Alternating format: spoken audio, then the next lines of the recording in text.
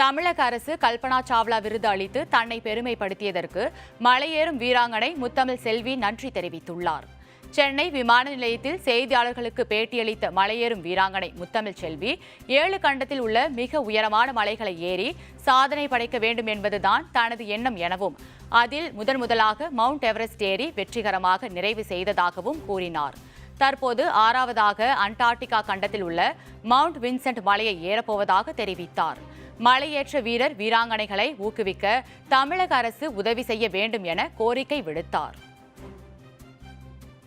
நான் தமிழக அரசு சார்பில் கல்பனா சாவ்லா அவார்டு வாங்கியிருக்கேன்.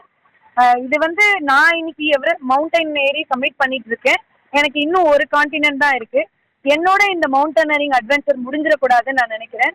ஸோ அதனால மவுண்டனரிங் ஸ்போர்ட்ஸையும் நார்மல் ஸ்போர்ட்ஸ்ல கொண்டு வந்தா என்ன மாதிரி மவுண்டனர்ஸ்க்கு இது ஒரு மோட்டிவேஷனலாகவும் இது ஹெல்ப்ஃபுல்லா இருக்கும். நிறைய பேர் ஏறுவாங்க அப்படின்னு நான் ஃபீல் பண்றேன்.